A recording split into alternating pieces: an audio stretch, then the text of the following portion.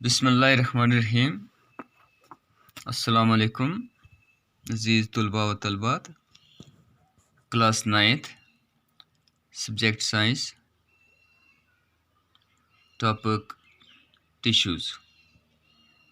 तो dear students, इस lesson में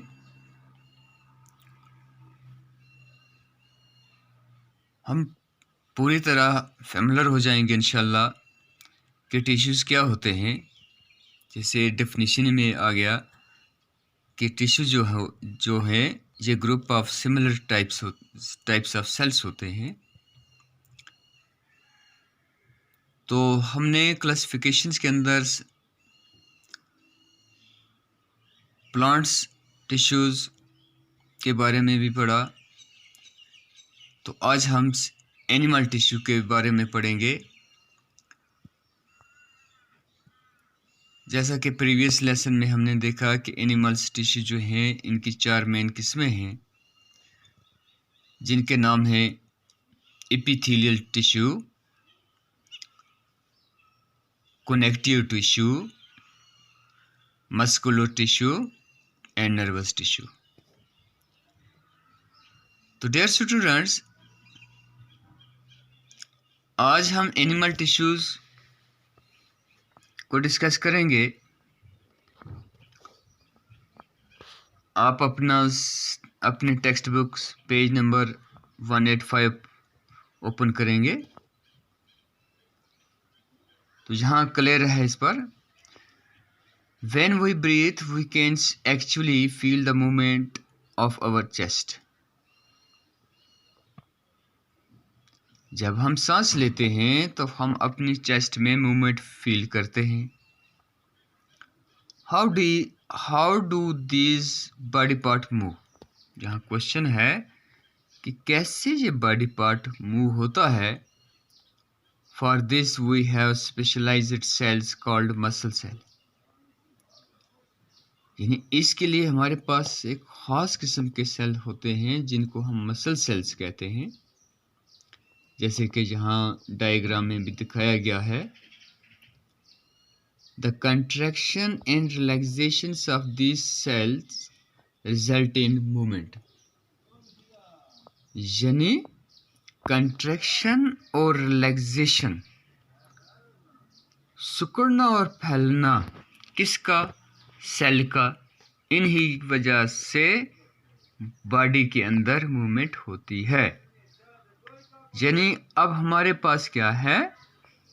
हमारे पास क्वेश्चन आ गया कि जब हम सांस लेते हैं तो हम अपनी चेस्ट में क्या महसूस करते हैं? मूवमेंट महसूस करते हैं। अब ये क्या सवाल है कि ये मूवमेंट कैसे आई इस बॉडी पार्ट में? तो हम यहाँ ये कहेंगे कि यहाँ हमारे बॉडी पार्ट के जो मसल्स हैं उनके अंदर मूवमेंट आई। तो डियर स्टूडेंट्स,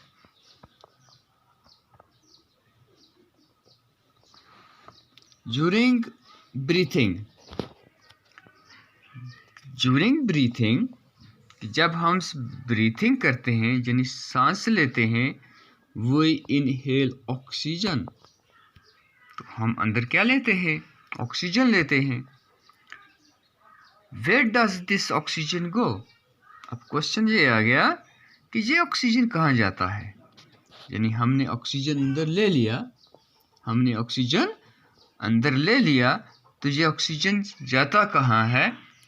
इसकी पूरी हमने प्रीवियस लेसन में पढ़ चुके हैं। It is absorbed in the lungs. यानी ये जो ऑक्सीजन होता है, ऑक्सीजन हम इनहेल करते हैं तो ये हमारे लंग्स में एब्जॉर्ब हो जाता है। And then is transported to all the body cells through blood. और फिर लंग्स से ये पूरी बॉडी में ये ट्रांसपोर्ट्स हो जाता है। किसके ज़रिए? ब्लड के ज़रिए। अब एक और वर्ड हमारे पास ब्लड है। यानी हमारी बॉडी में हर एक जगह पर हेड से लेकर टोस तक ऑक्सीजन पहुंचता है। किसके ज़रिए पहुंचता है? ब्लड के ज़रिए पहुंचता है। Why would cell need oxygen? यहाँ क्वेश्चन फिर आ गया कि सेल्स को ऑक्सीजन की ज़रूरत क्यों पड़ गई। मैं आपको थोड़ा रिकैप कर देता हूँ। यानी जिस वक्त जिस सेल्स को सेल ऑर्गेनिज्म को हम power of house of the cells कहते हैं, माइटोकॉन्ड्रिया, यानी वहाँ क्या होती है, वहाँ रिस्पायरेशंस होती है। अब रिस्पायरेशन के लिए ऑक्सीजन का होना ज़रूरी है। तो ऑक्सीजन के अंदर ये क्या है जी, ये सलाहियत है कि वो थिंग्स को, वो ऑब्जेक्ट्स को, वो हमारे न्यूट्रॉन्स को क्या करता है, डाइजेस्ट करता है, ब्रेक डाउन करता है, ऑक्सीडाइज्ड करता है। The functions of mitochondria which study air layers provide a clue to this question. यानी यहाँ भी कहा गया कि माइटोकॉन्ड्रिया का जो फंक्शन है, जो हमने पहले पढ़ चुके हैं, वो इस क्वेश्चन का क्लू है, इस क्वेश्चन का आंसर है कि हमारी बॉडी को ऑक्सीजन की ज़रूरत क्यों पड़ती है। तो dear students, blood flows and carries various substances from one part of the body to the other। अब ब्लड ये कैरीज करता है, जब जिस वक्त ये फ्लो करता है बॉडी में, तो ये अपने साथ कई चीज़ों को ले जाता है और वापसी पर कई चीज़ों को वहाँ से वापस सेल से वापस लाता है। For example, it carries oxygen, मिसाल के तौर पर ये ऑक्सीजन लेता है। And food to all cells, और खुराक तमाम सेल्स तक। It also collect waste from all parts of the body and carries them to the livers and kidney for removal या फॉर डिस्पोजल। यानी सेल तक ये ऑक्सीजन और फूड लेता है, और सेल से क्या कलेक्ट करता है ये ब्लड हमारा, सेल से, तमाम सेल से ये वेस्ट मटेरियल, यानी जिस जगह पर रिस्पायरेशन होती है, हमें पता है वहाँ एक वेस्ट गैस बनती है जिसको कार्बन डाइऑक्साइड कहते हैं।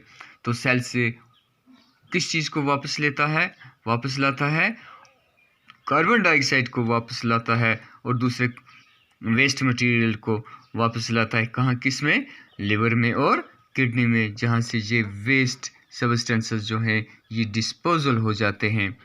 Bloods and muscles are both example of tissue found in our body.